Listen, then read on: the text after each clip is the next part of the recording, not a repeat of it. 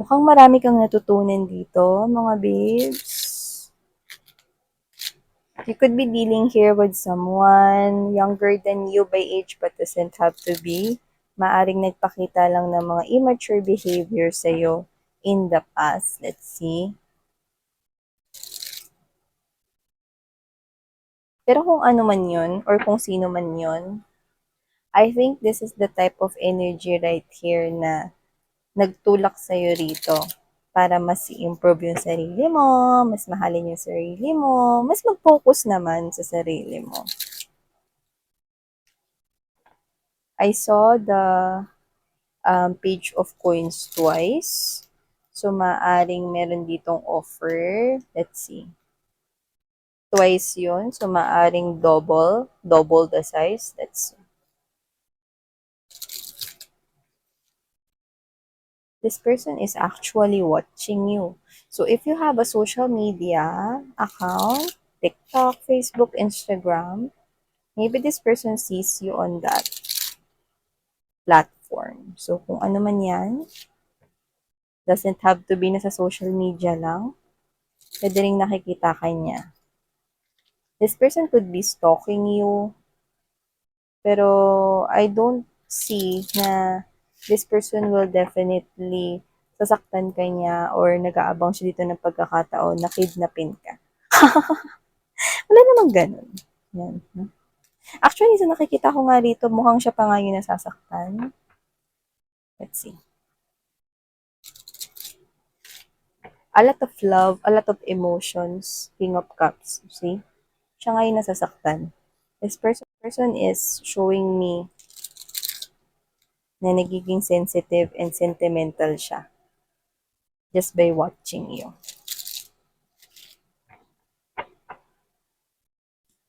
At maaring dati siyang immature, pero nag-mature siya. From page, naging king siya here. So, maaring may mature na situation siya rito na parang training niya siguro na matutunan or maaring marami siyang natutunan dito naging dahilan kung ba't siya rito nag-mature. Let's see.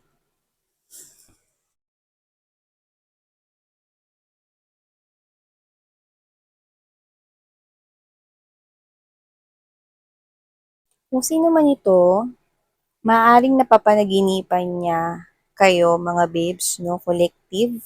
Or kung meron man kayong pamilya nitong tao na to, may mga anak kayo ganyan, no, na papanaginipan niya kayo, no, at ang mga bata rito. So, may anak man kayo or wala, okay, napapanaginipan kayo nitong tao na to, no, at sa panaginip niya, no, buo yung pamilya ninyo or magkasama kayong dalawa. So, just take how this resonates, okay? But I'm picking up that this person is in pain. With the Three of Swords present here, I'm getting that whoever this individual is, this person might hurt you. Yeah.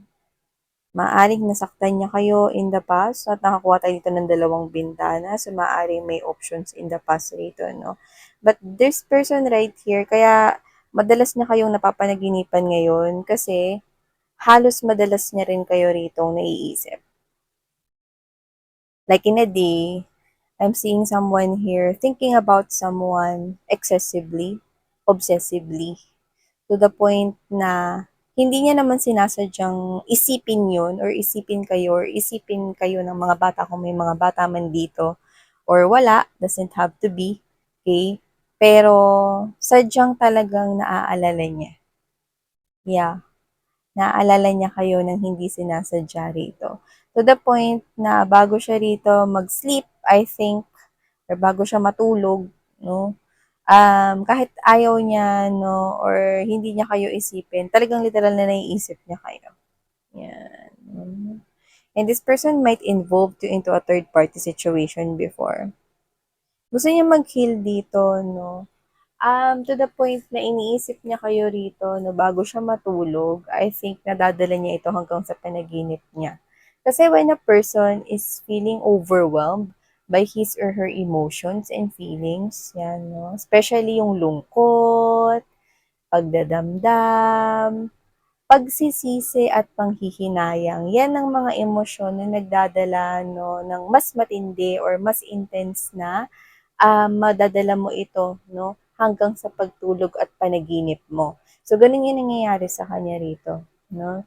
Let's find out, okay, kung anong klase talagang emosyon yung nararamdaman niya, pero this person is in pain. Let's see more. See? Alam mo yung 'pag nagising na siya, parang ayaw niya na magising kasi sa panaginip niya okay kayo, eh. Parang ayaw niya na magising, eh. You know, whoever this individual is, masaya kasi kayo sa kanyang dreams. Masaya masaya kasi kayo 'no, dalawa kayo ng pamilya niyo buo 'no, and paggigising na siya, it feels like hell. It feels like na parang isa yung malaking bangungot 'no. Isang malaking bangungot yung realidad ngayon na paggising niya is wala ka naman sa tabi niya, 'yan 'no. Or isang malaking bangungot 'no na na alam mo yung baliktad 'di ba? Kasi kapagka minsan binabangungot ka gusto mo gumising na agad 'di ba? Sa dream, sa panaginip, siya hindi. Gusto niya 'wag na siyang magising, okay, para makasama ka niya ng mas matagal kasi doon okay kayo, eh. It's like walang problema, there's rainbows, there's butterflies, buo ang pamilya, buo kayong magkasama kayong dalawa. Okay, so let's keep moving. Yeah, too much of heavy emotions and feelings. The moon is so big in this tarot deck. So it means this person, meron talagang gap sa inyong dalawa. Collective. Ayan no. Kayo yan no, yung dalawang wolf dyan. Yan. This person could be thinking that you're soulmate at baka twin flame pa nga. So whatever the case may be, meron ditong gap sa pagitan ninyong dalawa. Yan, no? Pero kung mapapansin mo, hindi na nagtuloy yung tubig doon. I hope nakikita nyo ng malinaw, no? Tubig, okay, or water is a symbol of emotions and feelings. Yan, no? So, hindi na kayo parehas dito ng feelings and emotions. So, maaaring siya na lang, no, yung nagmamahal dito sa inyo. Meron na lang dito isang willing na tumawid. Yan, no? See, nakita mo yon, yung isang paa ng wolf, no, is nandoon na sa dry land kung saan walang water, no, para magpatuloy ito, no, willing siyang tanggalin yung sanga na humaharang dyan, no. Pero it will be hard. See, kung mapapansin mo, no, ang kitid lang ng daanan, no, pwede ka namang tumawid at tumalo na lang dyan bigla, no. Pero siya, this person finds it hard. Yan, no. Nandiyan pa lang siya, no, nasa pinaka sulok pa nga lang siya. Eh, kung wolf ka naman, pwede kang tumalon, no, high jumper ka eh. 'Di ba? Mataas ka tumalon eh, 'di ba? So, regardless kung ano yung gatas mo ng baby ka. Ano kinalaman ng gatas ng baby? So, 'di ba? So, nakikita ko rito mga babes, no, na meron dito, na gusto niya rito, no, na i-fill yung gap, tanggalin tong harang na to na nagkaroon rito, no, ng parang barado, no, para umagos dito, no, yung parehas at pantay na pag-ibig at emosyon, pero hindi na nga ganun yun. So, this person could be thinking about you more likely at night, kahit iniisip ka rin niya, I think, throughout the day. So, kung sino man siya, this person is excessively, obsessively thinking about you, collective. And I'm also getting na pwedeng may literal na distansya sa pagitan ninyong dalawa. Distansya ng lugar. Pwedeng ikaw ay nasa Maynila, siya nasa probinsya. Pwede rin naman na ikaw ay nasa Pilipinas at siya ay nasa ibang bansa. Pero maaring hindi ito distansya ng lokasyon or tinitirahan, no? Kundi pwede itong distansya, no? High chance na yung gap sa emotion, hindi na kayo balancing. Hindi na kayo parehas dito.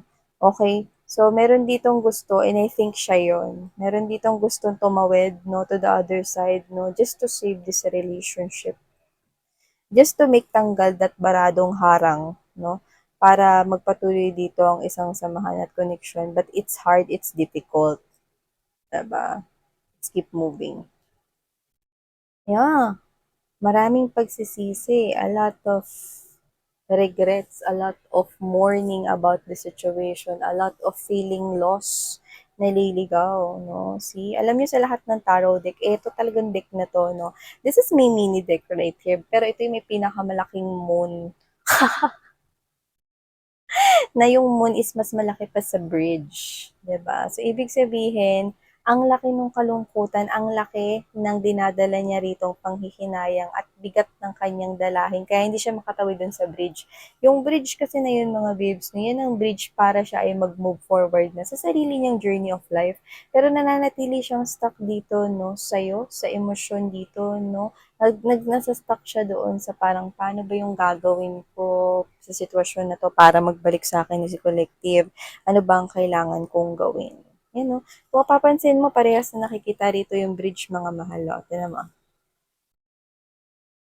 Dito sa moon card, yung dalawang ganun doon na parang mataas na wall, yan ay bridge. At dito sa Five of Cups energy, kung papansin nyo, may bridge din. No? So, hindi siya makatalon-talon doon at makapagsimula rito ng sarili niyang buhay, no? Which is nakita naman tayo na kaya niya naman yun. Kaya lang, no, dahil siya ay nababalutan na rito ng matinding emosyon at pakiramdam, no, dahil gusto nga niya magbalik ang inyong dating samahan, nawawalan siya dito ng pag-asang magpatuloy, no, sa kanyang buhay. Yan, no. Kasi ito yung gusto niya. Dito pa lang napaka-strong na eh. Ayaw niya nang magising eh. Kasi sa panaginip niya, kasama niya kayo eh. Kasi sa panaginip niya, okay kayo eh. Yung nakuha ko rito eh. Yan. Hmm. Meron ding mga nagpapakita ng emosyon at pakiramdam sa kanya pero wala siyang pakialam. Kasi sa inyo siya, ah, see, Three of Swords is right here. At sa lahat ng Three of Swords rin, no, sa tarot deck, mga mahal, no. Alam mo itong tarot deck na to, napaka-intense na mga mensahe rito, no? Kasi dito iba talaga. Dito sa ibang mga Three of Swords, sapat na yung tatlong espada nakatarak sa puso. Dito hindi, may mga alambre pa na baka may kuryente pa ito. Yan, no? At ang paligid, no, talaga namang nakakatakot, no? Pang horror, saktong-sakto, no? So, maaring nasaktan kayo nito, no? Itong tao na to ng sobra with the tower right here as well. But with this Five of Swords energy, in reverse, mga babes, no? Ceasefire, hindi ko na siya nakikita rito na makikipagtalo at makikipag-away pa sa inyo. Like literally hands down, suko na siya rito sa sitwasyon na to. Yung, like literally bagay na bagay sa kanya yung panaginip parang ayaw niya nang magising pa pagkat nadaramay ligaya. Oops! Paggising niya, putol ang ligaya. Kasi wala naman kayo. Paggising niya, paglingon niya, wala naman kayo doon. Okay? Or wala namang mensaheng mababasa na nagmumula sa'yo. Paggising niya, parang gusto niya na lang ulit bumalik sa panaginip. Ayaw niya nang magising. Yeah. If this person has this one wish, sana doon na lang siya magstay sa panaginip. Yun yung nakukuha ko sa kanya rito. Sobrang niya kayong nasaktan, nagtabi pa yung tower at ang Three of Swords dito. And I'm seeing this malaking offer, mga babes, no? And I'm seeing this malaking offer sa inyo. Malaking offer. Kasi this person is realizing na malaki yung nawala sa inyo noon. That's what I'm sensing. It's like gusto niya yun na pantayan, baka higitan pa nga. So, hindi ko alam kung anong klase itong i-offer niya sa inyo, pero this person is preparing, this person is making this big offer. Hindi ko alam kung anong klase yan, pero maaaring yan ang isang bagay na gusto at isa sa kahilingan mo at pwedeng alam niya na yan ay bagay na gusto mo or hinihiling mo. Kaya maaaring yan ang ibigay niya sa'yo. So, kung ano man yan, no, yan ay klase dito ng offer na posibleng alam niyang ikakatuwa mo. Pero the question is, oo, ikakatuwa mo nga yan. E paano kung sa kanya manggaling, ikakatuwa mo pa rin ba? Kasi alam mo, dito pa lang sa The Moon card, mga babes, no, hindi na kayo nagtatama, no, ng parehas na emosyon at feelings. Alam niyang gusto mo to, ganito mga babes, no. Example, ako, sige, example ko na lang yung sarili ko, mga mahal, no, para wala na lang away-away dito. Baka may magsuntukan. Example ko na lang yung sarili ko. O kunwari ganito, di ba, alam niyo namang lahat na gusto ko yung kape. O, kunwari, binigyan ako ng kaaway ko ng kape, o 'di ba? Oo, favorite ko yung kape, pero yung nagbigay, ano sa tingin niyo, tatanggapin ko o hindi? Eh, siyempre hindi, or kung tanggapin ko man, hindi ako masyadong ma-e-enjoy yung kape kasi bakit? Eh, kasi kaaway ko. Example, 'di ba, gano'n, 'di ba? O sige, ibang example naman, 'di ba? Kunwari ikaw, gustong-gusto mo yung, ano bang magandang example? O gustong-gusto mo na lang yung damit, 'no? Gustong-gusto mong bilhin yun matagal na, inabot ka na ng 1 taon, 'no, kasi hindi ka makapag-ipon ng bongga, 'yan, o gustong-gusto mo yung damit na yun at alam niyang gustong-gusto mo rin yun. Bibili niya yun ngayon. Ngayon ang tanong, sa kanya nanggaling, magiging lubusan ka bang happy? Tatanggapin mo ba? Siyempre hindi, 'di ba? Kasi meron kang nabuong negative na meron kang negative na parang alaala or negative rito na parang nasa isang sitwasyon ka with that person. So, hindi ka magiging happy kahit na gusto mo pa yung damit na yun. Are you getting my point, mga mahal, no? So, ibig sabihin, this is you na parang although favorite mo yun, although gustong-gusto mo yung bagay na yun, pero yung nagbigay is the issue, diba? So yeah, malaking offer ito. So this is something here na alam niyang gustong-gusto mo. Like, gustong-gusto mo. Yeah, so why? Whatever the case may be, ano man yan, material things, material gain, worldly things, name it. Basta kung ano yung gustong-gusto mo, na alam niyang gustong-gusto mo, talagang ibibigay niya yun sa'yo, paghihirapan niya yun. Kung kailangan umutang siya rito, yun nakikita ko rito, push! Yun yung sinasabi niya. Pero yun nga, no, the question is, anong nasa thoughts niya? Okay? Parang ganito eh. Sabihin na natin worldly things yan, nabibili, ganyan, no? Uutang siya, miss yan. Paano pag hindi ko yan tinanggap? Mga babes, alam niya na yun. Kasi dito, na-realize niya, no, na malaki yung nawala sa'yo.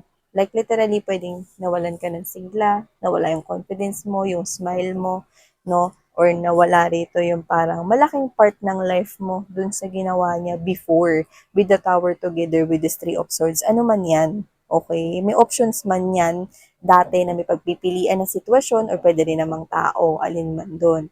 Alam niyang malaki yung naging epekto nito sa'yo. Malaki yung nawala sa side mo rito. Kaya, kung ano man tong bagay na gustong-gusto mo na alam niya, yan ang hint, no? Yun ang ibibigay niya sa'yo rito. So, kunwari, matagal mo nang gusto magkaroon ng bahay at sinabi mo rin sa kanya yung lokasyon before, no? This person will do everything. Maglo-loan yan sa bangko or maghahanap yan rito para maibigay niya yun sa'yo. Yan, no? The question is, yan, no? Pagka tinanggihan ko siya, miss yan, paano na yun? Magagalit ba siya sa akin kasi nangutang siya ng malaking ganito? Hindi, mga babes. Hindi siya manghihinayang sa bawat sentimo at pagod rito. Yun ang pinapakita sa akin dito. Okay? O sige, sabihin na natin, no, na na bahay kunwari yung bibili niya for you kasi yun naman yung pinakagusto mo sa lahat ng wish mo. Example, diba? At tinanggihan mo ito, nakikita ko na maghahanap siya dito ng paraan para ibenta yun syempre sa iba.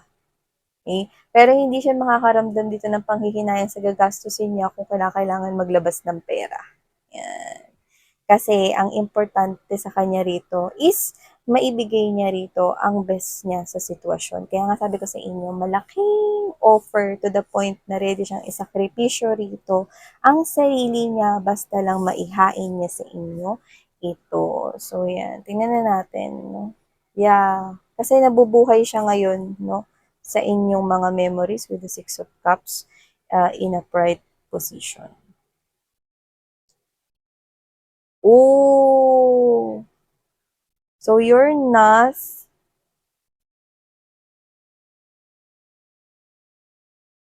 hindi mo ibinababa ang guards down mo dito, mga babes, no? So talagang malaking kasalanan sa inyo nito.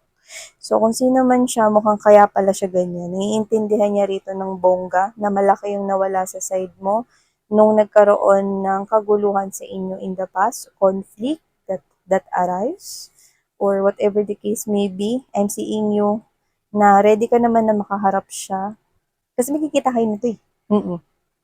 Pero, with full of confidence, Queen of Swords energy together with the strength, and that Four of Pentacles energy, you're not letting your guard down. I'm seeing you ready facing this person here. But you know what? Kaya pala ganun, no? You're cutting this person. So, kung lalapit siya sa'yo, no, ikakat mo siya rito sa pangalawang pagkakataon, no? Yung iba baka pangatlong pagkakataon yun na to, no, napagsabi sa kanya rito to the point na nakukulitan na kayo. Pero sa nakikita ko rito, you're not going back. Like, not anymore. Like, no, I'm not going back. Yeah. Yes. See? Hindi talaga kayo nagtutugma na rito. Ganyan na oh. Lihis na yung inyong mga plano at gusto sa buhay. No? At ikaw, maaaring matagal mo nang tinilikuran. No? Yung iba pwedeng literal na umalis na rin kayo no? Sa lugar mismo kung saan nyo siya nakasama or iniiwasan nyo na pumunta sa mga lugar na minsan nyo siyang nakasama. Yan. Just take how this resonates. Pero this is you. You're not letting your guards down and you're not showing any emotions of pain here. Yeah, like, wala. Like, hindi na akong babalik, miss yan. Like, tama na yun. Hindi na kita hahayaang bumalik sa life ko ulit. Like, no. Yan. Okay. So, mukhang binigyan nyo ng isang taste of karma itong person na to mga babes, no? Yeah, mapakla yun. Yung taste of karma, mapakla mga mahal, no? So, yan na ang titikman niya rito, yan. Okay. So, ito mga mensahe natin for you guys. Thank you so much, Sarang Love and Life.